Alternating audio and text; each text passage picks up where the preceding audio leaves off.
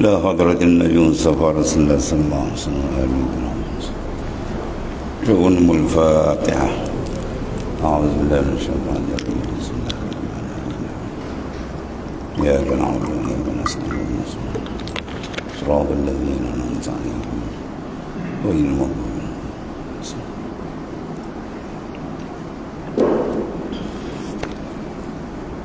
Salah.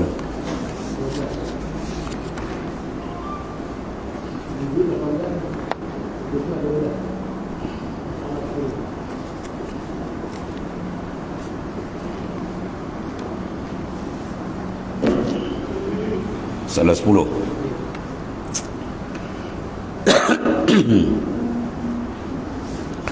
Bismillahirrahmanirrahim. Qala mu'allif rahimahullah ta'ala.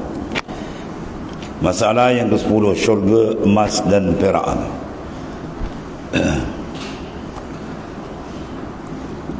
Sesungguhnya telah dikatakan di dalam masalah 5 dahulu bahawasanya syurga itu nama yang umum, Al-Jannah, Jannatul Firdaus, Jannatul Ma'wa dan seterusnya lah.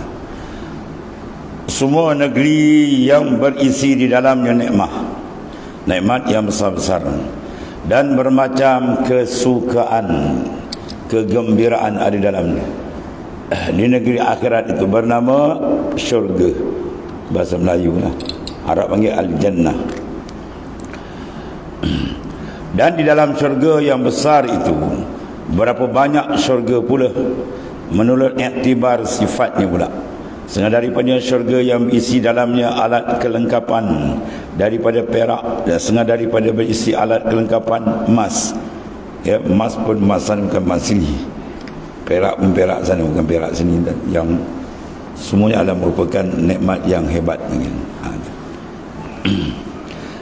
Sebagaimana tersebut dalam hadis yang dikeluarkan oleh Abu Isa At-Tirmizi dengan katanya an Abdullah ibn Qais Ani Nabi sallallahu alaihi wasallam qala inna fil jannati jannatain min fiddatin aniyatuhuma wa ma fiha wa jannatain min zahabin aniyatuhuma wa ma fihima wa ma bainal qaum wa baina an yanzuru ila rabbihim ila rida'il kibriyai ala wajhi fi jannati adn.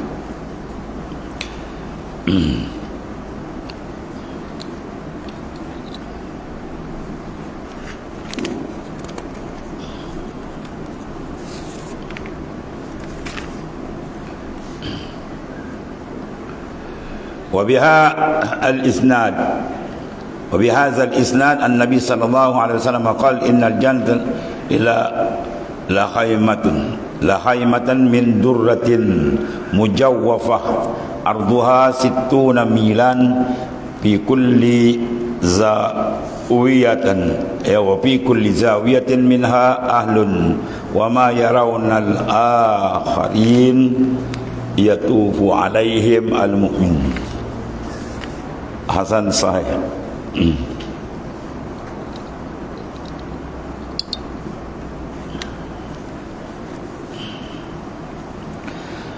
Diriwayatkan daripada seorang sahabat bagi Nabi sallallahu alaihi wasallam yang masyhur, dipanggil orang akan dia dengan gelaran Abu Musa Al-Asy'ari. Itu nama batang tubuhnya adalah Abdullah bin Qais. Abdullah bin Qais itulah Abu Hasan Al-Asy'ari. Iaitulah datuk nenek bagi Imam Abu Hasan Al-Asy'ari. Ini Abu Musa Al-Asy'ari. Daripada Rasulullah sallallahu alaihi wasallam bahawa dalam syurga itu 2 syurga daripada perak. Mana syurga dalam syurga juga. Dan berjana keduanya syurga itu daripada kelengkapannya semuanya daripada perak. Dan kedua syurga yang lain pula segala benjana bekas-bekasan dalam alat-alat dia adalah daripada kelengkapan daripada semuanya pada emas. Tiadalah pernah dipandang mata segala perhiasan tu. Jadi perhiasan di sana namanya samalah, emas perak, tapi tak pernah tengok punya emas, tak pernah dilihat oleh perak hebatan itu. Dan tiada pernah dilihat sepertinya Mana di dunia ni semuanya itu penantin, apa tu, pengantin Tuhan. Penantian Tuhan, balas orang yang taat kepadanya.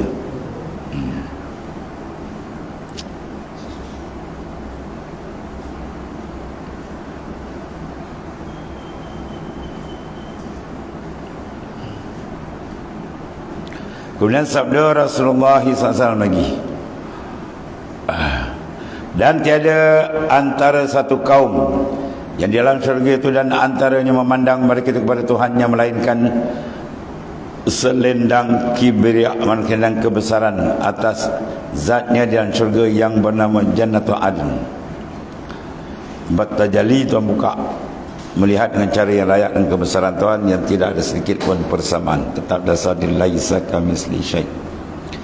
Masalah 11, memandang, melihat Allah Ta'ala di dalam syurga, apa dindingnya. Sesungguhnya telah berkata ulama, adalah yang mendindingkan manusia itu daripada memandang Tuhan ialah dua perkara. Pertamanya ajsamul zulmaniyah, yang keduanya ialah ridaul kibriya. Ajsam mana tubuh kasar kita yang penuh dengan kegelapan, zulmaniyah. Yang kedua pula di Tuhan dipanggil ridaul kibriya, kebesaran Tuhan dan kehaibatan Tuhan.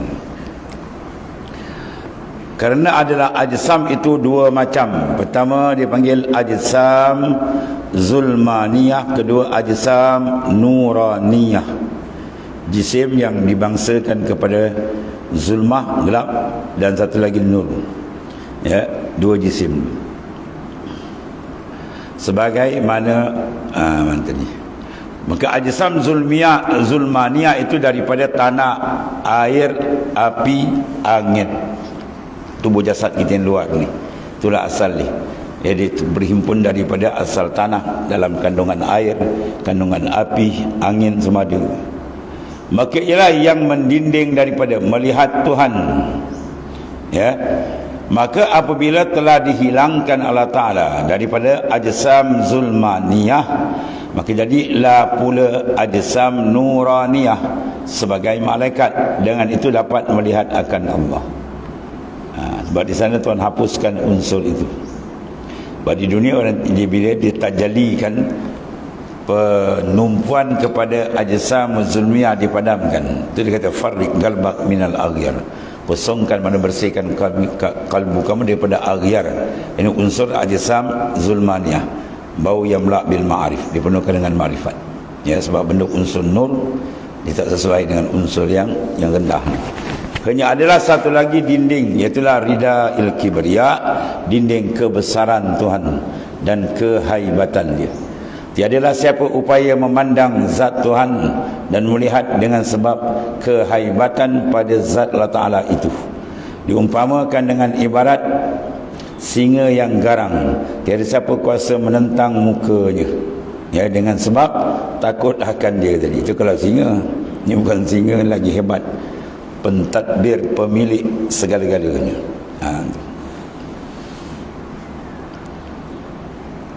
Ada dulu cerita kan, dia orang menembak singa harimau kan.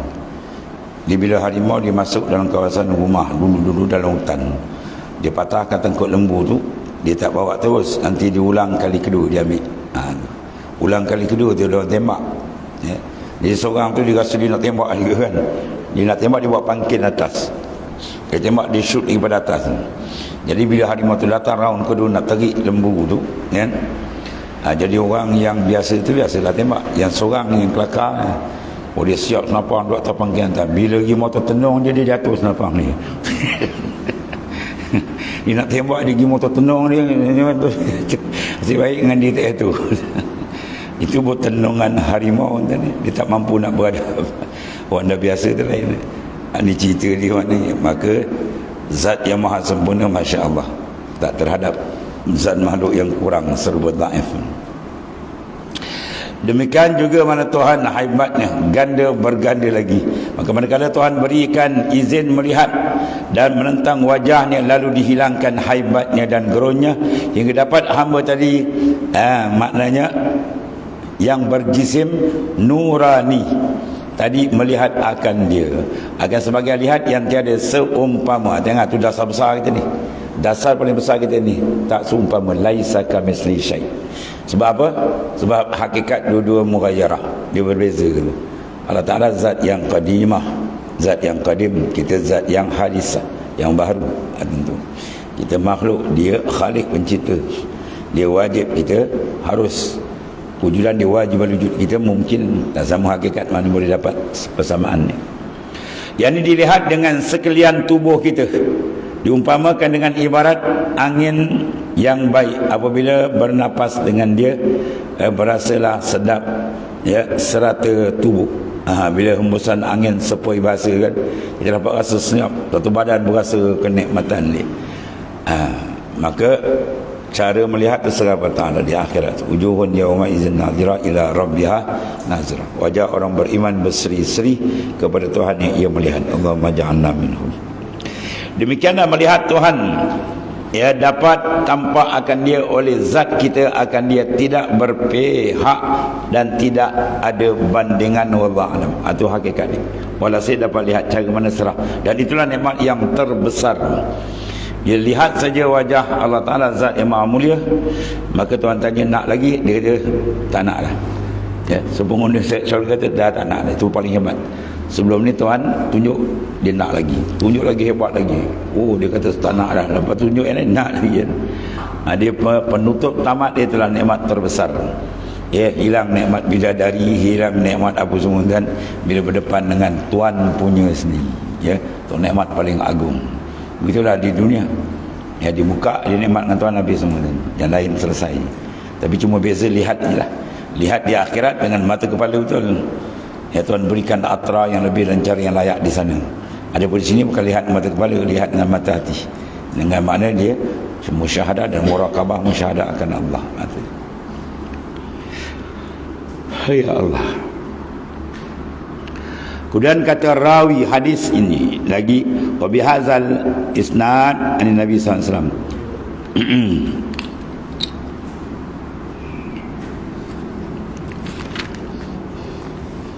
Ini dengan ini isnad, mana dengan sandaran rijal hadis daripada Nabi sallallahu alaihi wasallam ni bersabda ia bahawasanya dalam syurga itu ada khemah, yakni rumah semacam khemah, ia mahligai daripada mutiara. Masya-Allah. Kita tak dunia pakai orang kan batu kan ni, batu-batu pada tanah. Sana bukan batu-batu, mutiara dia buat, yang berongga pula cantik, mujawwafah, yang sebijinya mutiara berlubang dan berceruk-ceruk semacam letaknya ke atasnya satu mahligai yang sehabis-habis, maknanya megah mahligai lah. Lebarnya 60 mil, dan pada tiap-tiap ceruk daripada khemah itu ahli, yakni anak bidadari dan khadam-khadamnya.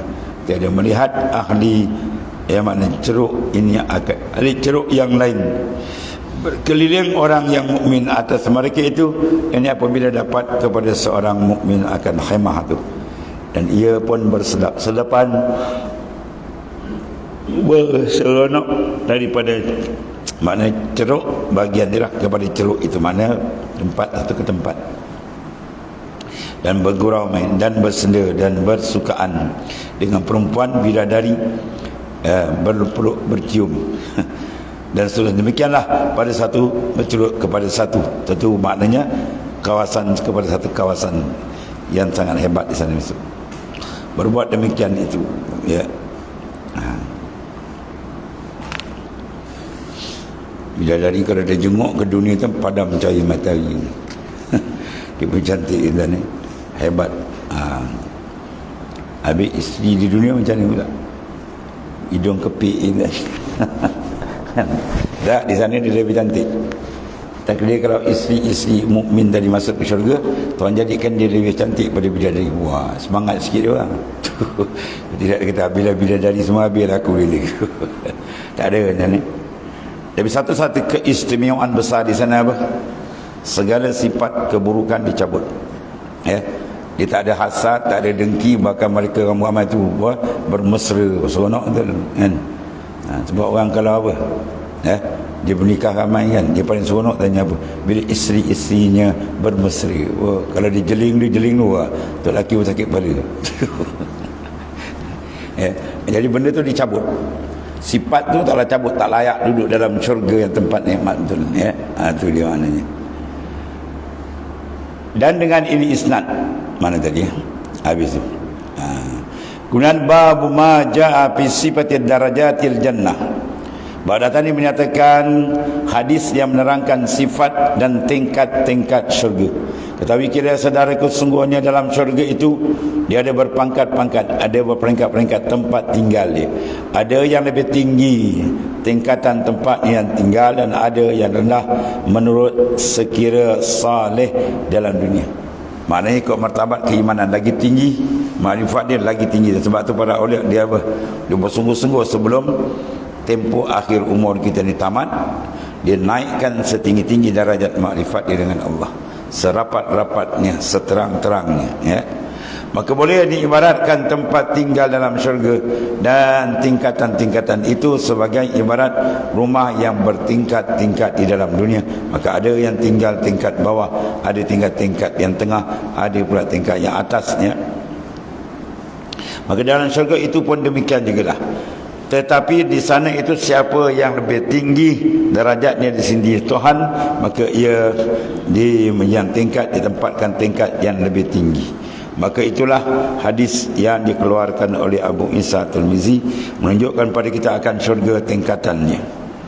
An Abi Hurairah radhiyallahu anhu qala Rasulullah SAW fil jannah, dalam syurga itu besok mi'atud darajah, dia ada 100 darajat dan masya-Allah. Ma baina kulli darajatain mi'ata am, antara satu derajat tu jarak 100 tahun. Dan perjalanan berapa besar tak tahulah. Nikmat di sana benda yang akal tak boleh nak bayangkan. Mala ain ra'at wala uzun sami'an wala ala hatarin qalbil bashar. Benda yang mata tak pernah tengok, telinga tak pernah dengar, dan akal kita tak boleh nak mampu. Kita bayangkanlah hebat sana lagi hebat. Mana model terhebat ada di sana, ya.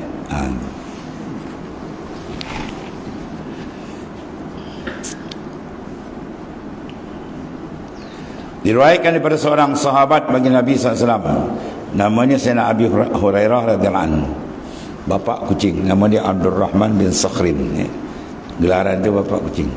Katanya telah bersabda Rasulullah SAW di dalam syurga itu, 100 tingkat dan 100 lapis semacam rumah yang berlapis-lapis. Macam mana hakikat? Serahkan dia. Jangan bayangkan macam rumah flat itu pula, macam kondominium, tak ada. Sana lebih hebat daripada itu lagi. Barangnya antara tiap-tiap 2 tingkat itu sejauh perjalanan orang yang menunggang kuda 100 tahun. Bayangkan, kuda dia punya pecut lagi, kemudian 100 tahun baru satu lapis. Bayangkan lebih besar. Maknanya apa? Tak terbayang gitu. Dia punya hebat dia. Yang ini kinayah daripada sangat luas. Dan kata Abu Isa Tirmizi pula, ini hadis hasan lagi. Kemudian masalah 13, mencapai dan mendapat darajat syurga dengan amal. Maka sungguhnya siapa membanyak ia akan amal, nasi dapat ia tingkat di tingkat syurga yang tinggi lah. Maka membanyakkan amal ialah dengan tegun beramal dan bersungguh-sungguh istighal, memberikan tumpuan dan mempermacam-macamkan amal yang dikerjakan. Mana semua bentuk amal kita lakukan walaupun sekali. Kata Imam An-Nawawi dalam Al-Azkar, supaya bila dibalas kita tidak ketinggalan, tuan. Sebagai yang disuruhkan syarak kita, tidak semata-mata mengerjakan sembahyang dan tinggal segala patuh yang lain. Mana semua kena buat, yang fardu kena buat, kemudian dilebanyakkan yang sunat. Maka demikian itu, kalau banyak dan tekun sekalipun, saya tidak ada, tidak ia dapat mencapai tingkat syurga yang tertinggi. Kerana banyak dosa yang dikerjakan pula dengan sebab meninggalkan fardu-fardu yang lain. Dalil yang menunjukkan atas mendapat pangkat syurga dengan amalan ialah sebagai hadis yang dikeluarkan oleh Abu Isa Tirmizi.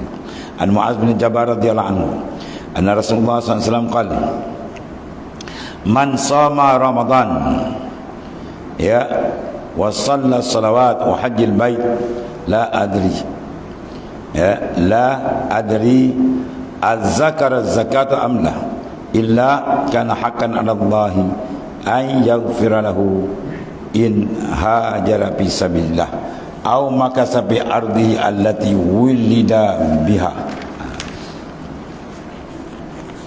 Qala Mu'az ala ukhbiru bihadha an-nas faqala Rasulullah sallallahu alaihi wasallam zarin nas ya'malun fa inna jannata mi'ata darajat adu ma baina kulli darajataini kama baina sama'i wal ard wal firdaus a'la darajah wa awsatuha wa fawqa zalik arsyur rahman wa minha tafajjaru anharul jannah fa iza sa'altumullah fas'aluhu al firdaus.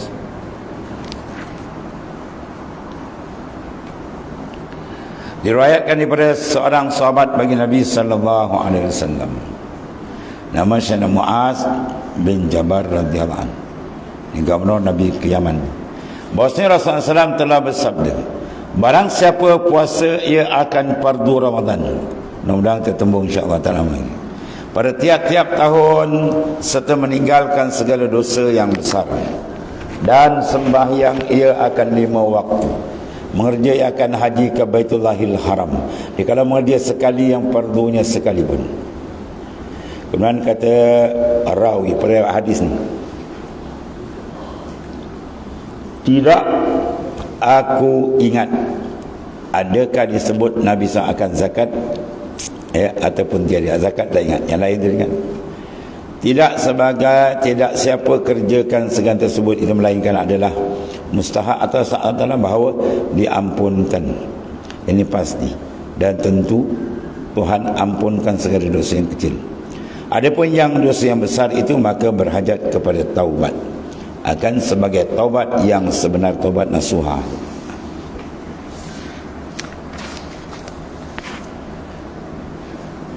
Kemudian sabda Nabi, jika berpindah ia dari negerinya dengan sebab mengerjakan jalan Allah ataupun tinggal di buminya yang diperanakkan dia, yang tinggal ia di bumi, terusnya tidak pindah kepada perang sabilillah dan lain.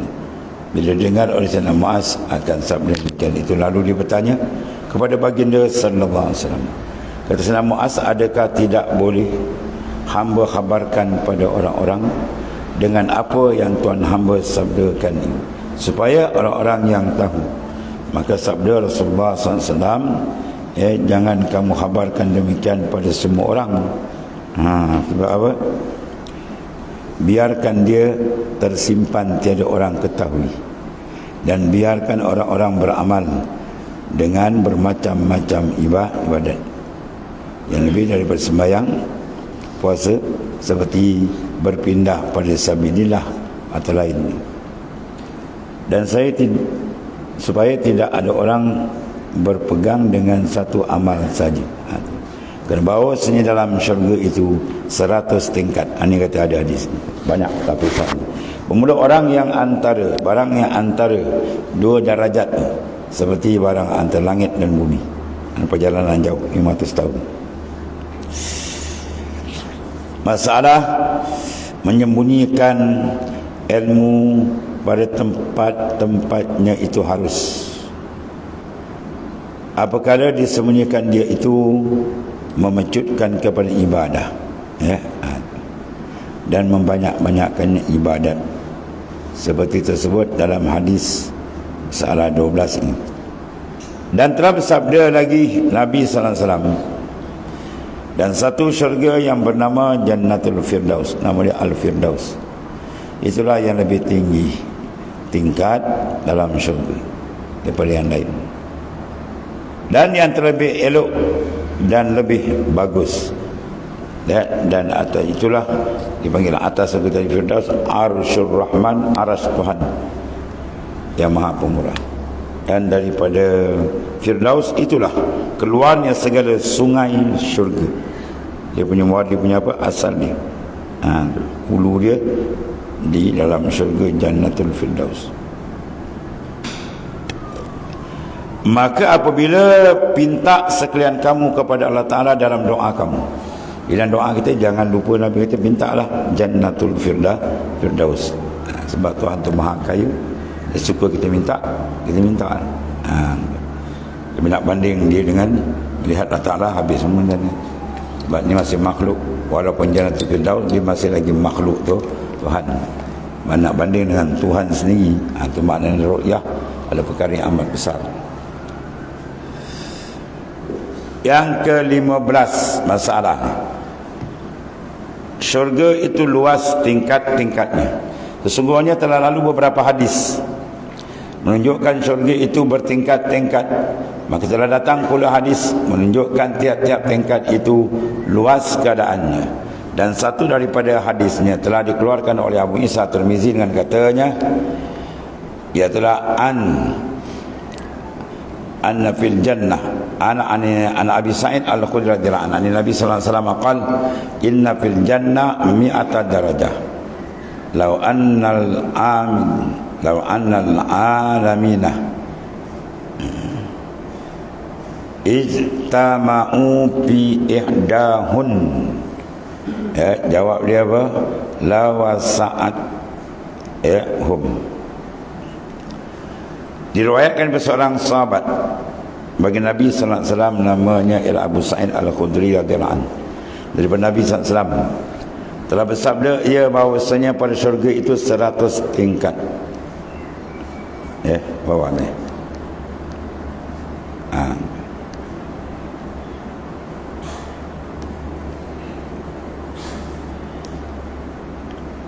Sebagai rumah yang berlapis, jikalau sekiranya sekalian manusia dan jin semua pakat berimpun di zaman hadam kiamat, dalamnya satu daripada tingkat syurga yang tentulah tidak menyempit akan mereka, bahkan luas lapang lagi. Bayang sejumlah mana anak Adam jin semua masuk bau lapis pertama, tak ada apa-apa lagi, lega lagi. Bayang kata pembesarnya buat nikmat syurga amat dahsyat sana. Allah. Dan ada tersebut dalam hadis Bukhari dan Muslim, disebut an Abi Sa'id Al-Khudri radhiyallahu anhu anna Rasulullah sallallahu alaihi wasallam qala innal ahli jannah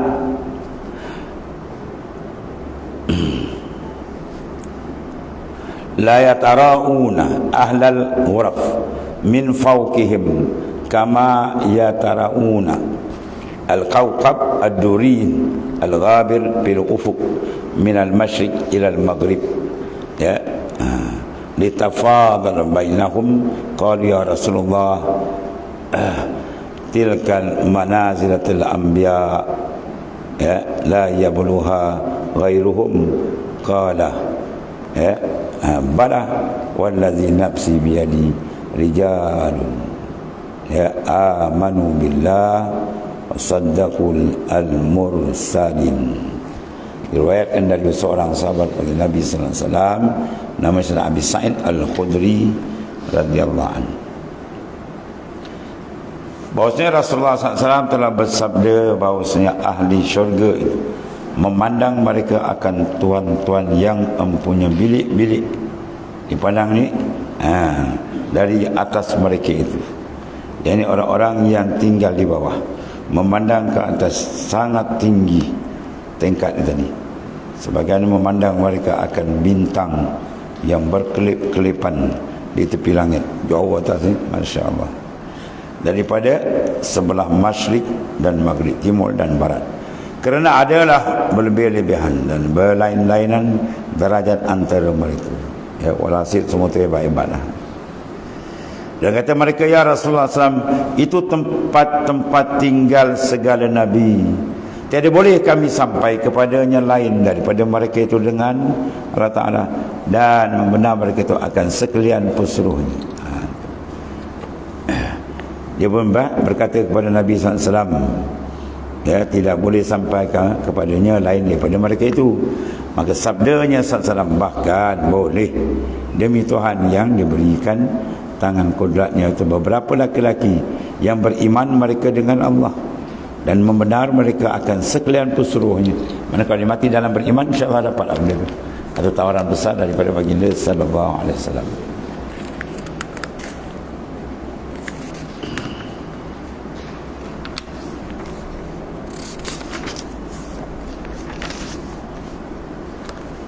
Habis. Kemudian babu ja'a fi sifat nisa'il ahli jannah. Barata menyatakan hadis menceritakan sifat-sifat perempuan isi syurga. Tapi kita saudara ke satu daripada nikmat yang dikurniakan Taala bagi orang-orang mukmin, laki-laki mukmin daripada syurga ialah beberapa banyak perempuan yang jadi penyuka hati dan berpuas nafsu dengan dia. Perempuan itu sangat cantiknya, tiada banding dalam dunia ni. Kau tengok dunia muntah habis kan. Syekh Makinuddin Al-Asmari dalam kitab Tajul Arus tadi, Allah Ta'ala buka di dalam mimpi je, ya. Dia mendengar suara bidadari. Suara itu dalam mimpi pun dengar, ya. 40 hari dia tak dengar kalam dan suara orang atas dunia ini. Lawyer dia dengar. Itu baru suara bidadari.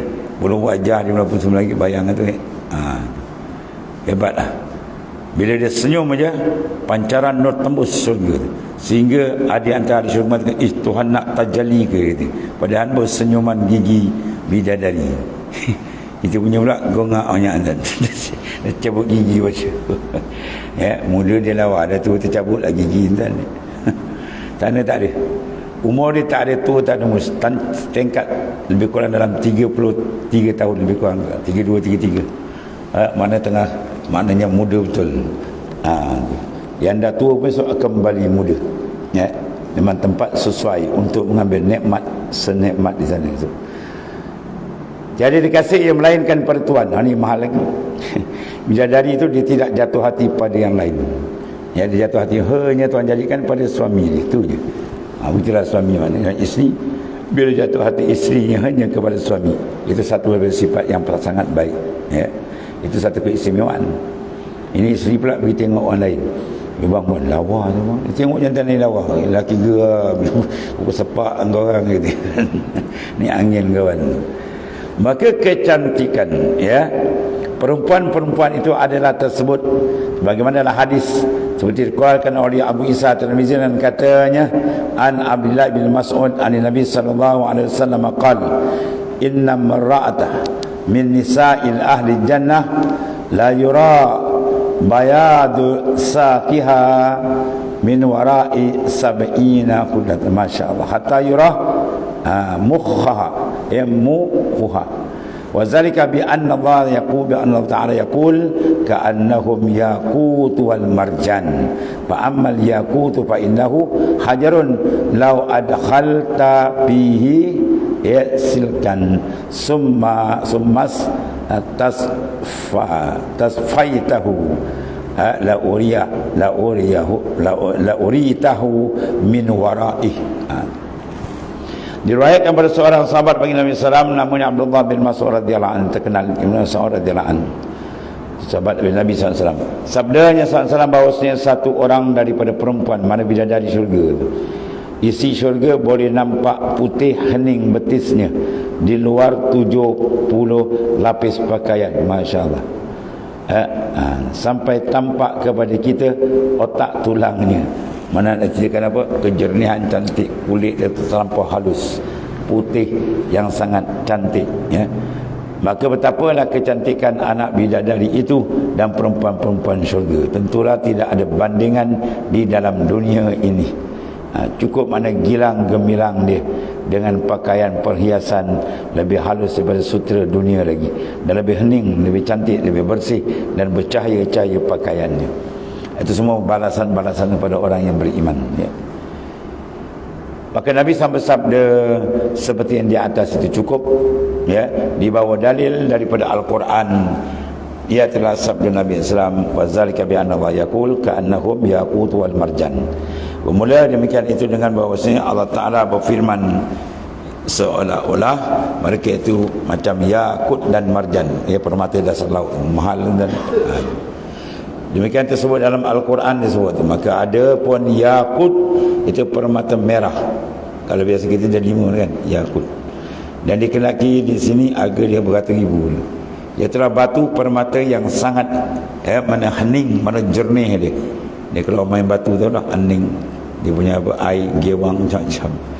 Jikalau sekira-kira dicocokkan, dimasukkan padanya benang, diperbuat seperti manik tu, kemudian dilihat akannya bersihnya dan heningnya, nasaya engkau tampak akan benang di dalam permata itu, dari luar. Demikianlah juga mana otak tulang perempuan di syurga tadi, tempat di luar pakaian dan dagingnya dan kulitnya. Mana membayangkan apa? Keindahan, keindahan di sana besok. Di antara ini adalah bidadari dan habis suami isteri dia lebih hebat. Bayangkan kalau bidadari dah hebat, dengan syarat mereka dapat sama di sana besok. Habis itu. Tapi nikmat paling besar apa? Ru'yah itu paling besar. Tenggelam yang lain tadi, bidadari ke apa semua tenggelam, bila dapat lihat Allah Ta'ala itu paling besar kan. Tak ada nikmat, itu semua dapat, laki perempuan semua. Atau syarat dia dibenarkan menapak dalam riyadul jannah, taman syurga. Allahumma ja'alna minhum. Habis, dan ada tersebut dalam tarhib wal tarhib wallah. Bismillahirrahmanirrahim. Alhamdulillah. Sayyidina Muhammad. Alhamdulillah. Subhanallah.